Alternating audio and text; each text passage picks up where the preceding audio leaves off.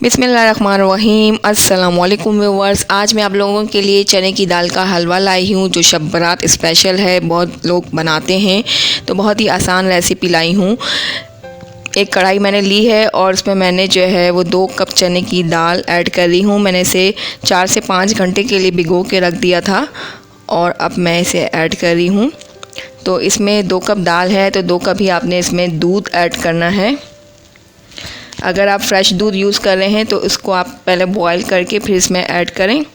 और अब फ्लेम को आपने हाई करना है और इस दूध को बॉईल होने देना है।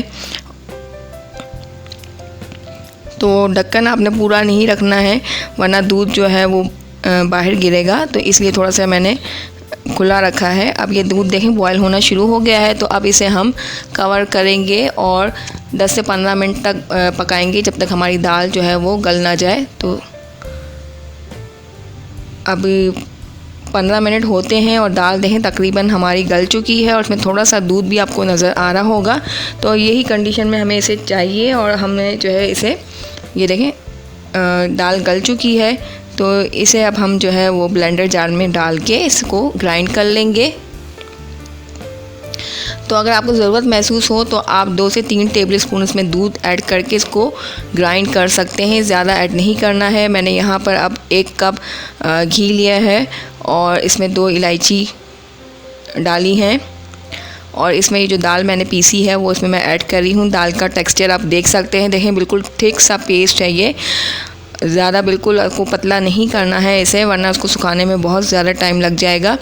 तो इस तरह से थिक पेस्ट चाहिए हमें और इसे अब हम जो है वो भूनना शुरू करेंगे।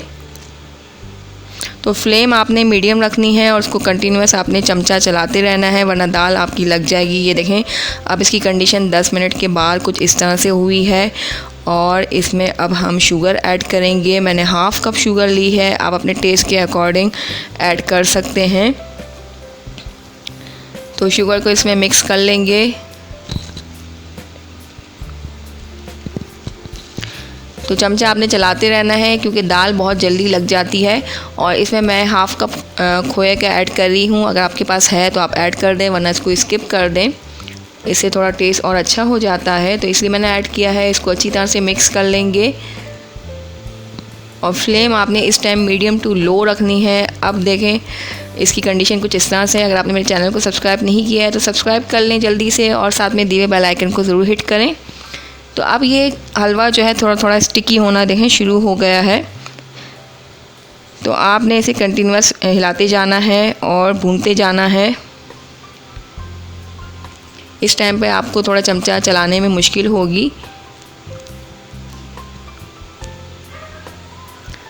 अब देखें हलवा जो है वो बिल्कुल स्मूथ सा हो गया है और पैन से अपनी जगह छोड़ रहा है। अभी भी आपने इसकी बुनाई करते जाना ही है। और अब हम इसमें जो है वो इलायची पाउडर ऐड करेंगे 1/4 टीस्पून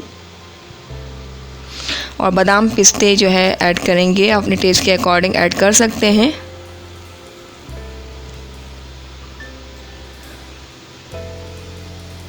और ये किशमिश मैंने इसमें ऐड की हैं 2 टेबल स्पून।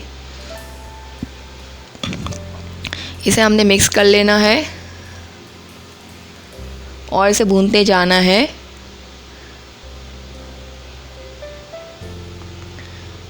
अब देखें हलवा जो है तकरीबन वो अपने आखिरी स्टेज पर है और इसके जो है वो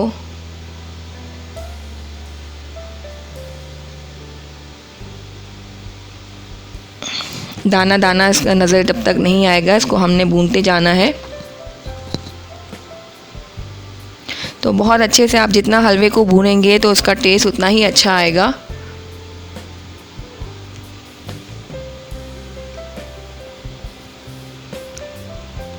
तो शब बारात में और लोग ज़्यादातर बनाते हैं हलवा, तो आप लोग भी ज़रूर ट्राई करें। अब इसमें मैंने जो है वो फूड कलर ऐड किया है, जर्दे का जो कलर होता है ये लिक्विड फूड कलर है, मैंने हाफ़ टीस्पून ऐड किया है।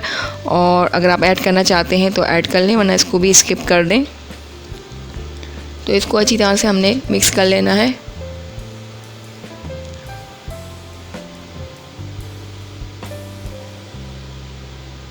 इससे थोड़ा अच्छा सा कलर आ जाता है, इसलिए मैंने इसमें ऐड किया है।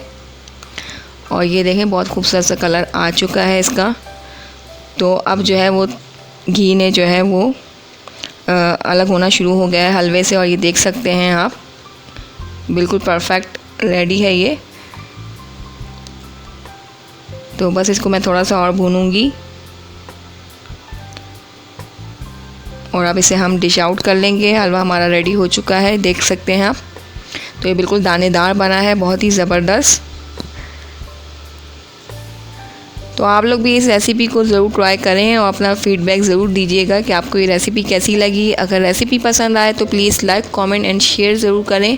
और आप लोग मुझे फेसबुक और इंस्टाग्राम में भी फॉलो कर सकते हैं। तो अगर आप लोग नए हैं तो मेरे चैनल को सब्सक्राइब ज़रूर कीजिएगा। तो इसे हम बादाम पिस्तों से गार्निश कर देंगे।